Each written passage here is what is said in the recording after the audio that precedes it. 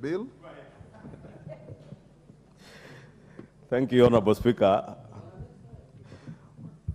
Honorable Speaker, I therefore beg to move that the Affordable Housing Bill, National Assembly Bill number 75 of 2023, be now read a second time. Honorable Speaker, maybe for the comfort of Honorable Junet, I will repeat once again that this bill, as moved, concerns counties, and if approved by the House, will find its way to the Senate. Honorable Speaker, allow me to begin by first thanking the chair of the Housing Committee, the Honorable Ngeno, who is here, the Honorable Kimani Kuria, our chair of the Finance Committee, who, together with their members, their 30 members, Honorable Speaker, spent a considerable amount of their recess time going around 19 out of our 47 counties in a very extensive public participation that they conducted throughout the country, listening and consulting a wide cross-section of stakeholders and technical experts by way of public hearings, as I mentioned, in 19 counties, Honorable Speaker, including the county of Nairobi and in Parliament. Honorable Speaker, this committee has done a commendable work, and they have indeed, as I mentioned when responding to the point of order, done a lot of justice to this bill. Honorable Speaker, bills as proposed are mere legislative proposals and therefore require the input of our committees. And that's why I take a lot of time to thank the committee, because they have done a lot of invaluable work. They consulted very many experts, from experts in the housing sector to finance experts, and even ordinary Kenyans, Honorable Speaker, who are potential beneficiaries of the housing, this housing agenda and the housing bill, and including, Honorable Speaker, potential contributors to the fund. And we saw Kenyans coming out to agree with the court that indeed the levy, the housing levy, as it were in the Finance Act, had discriminated against some who want to contribute. And I was impressed when I saw on TV Kenyans coming out to say that they want to contribute to this fund because they understand its input in our national development and in the job creation endeavor of our country. Appreciating, Honorable Speaker, that there are millions of young Kenyans across the country who have no jobs. Kenyans from many walks of life, including people who are in self-employment, Honorable Speaker. I saw some market traders. I don't remember whether they were from Karioko, the chair finance or chair housing would have reminded me, who appeared before the committee and asserted that they would want to actually find a mechanism to be able to contribute to the fund, not only to be able to access housing as a constitutional right under Article 43 of our Constitution, but also to offer other young Kenyans and other unemployed Kenyans an opportunity to access job opportunities. Honorable Speaker, we saw many professionals, architects, engineers, lawyers, accountants who appeared before the committee, the two committees, contending that the job creation agenda that comes with this housing agenda is not just what has been said in political rallies and in funerals, that it's about what we call watu mkono in construction sites and fundis.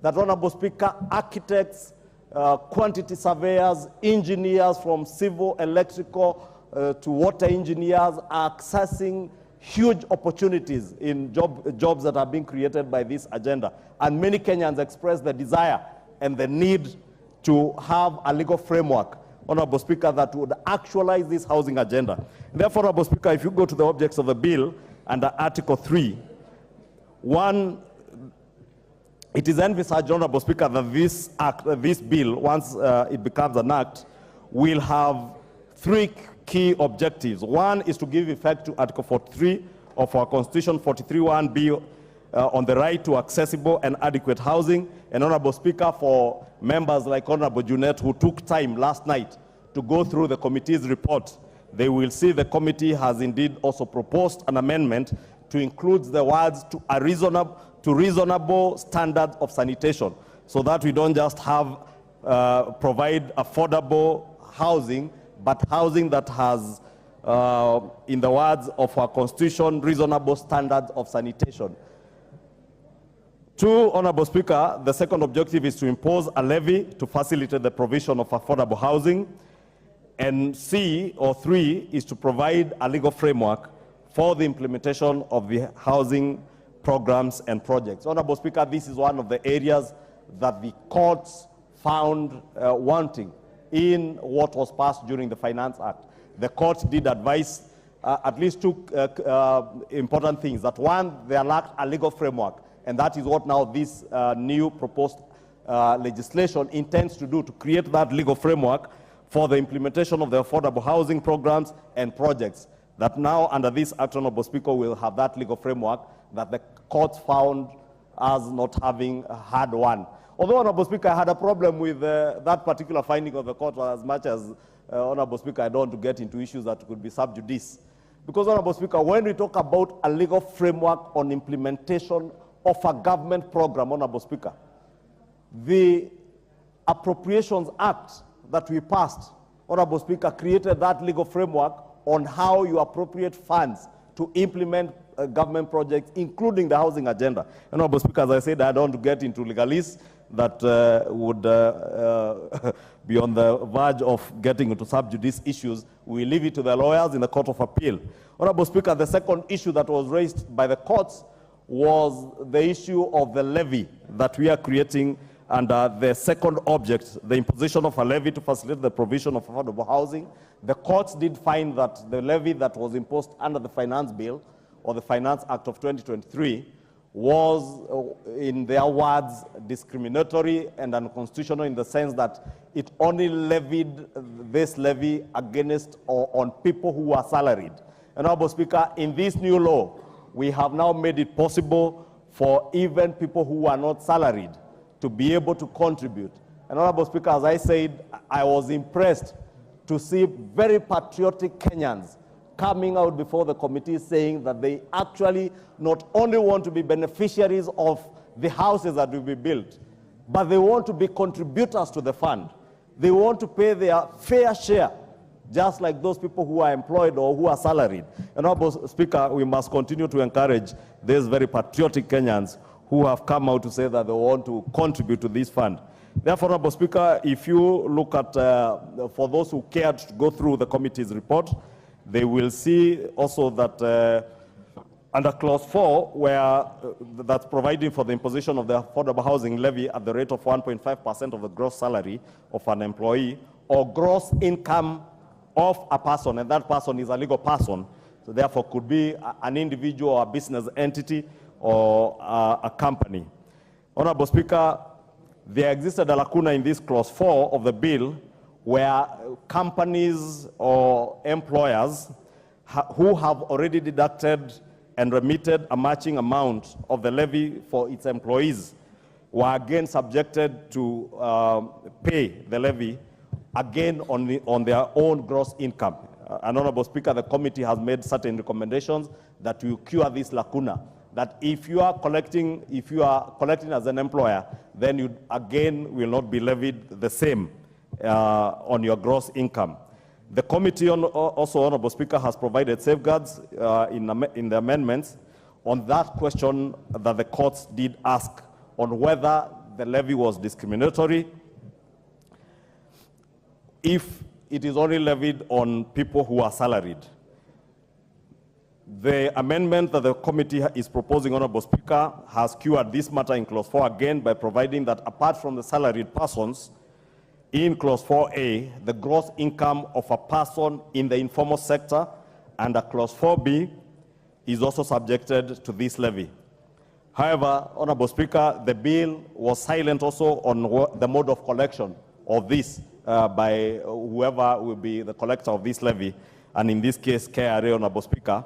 And the committee again has sought to cure this.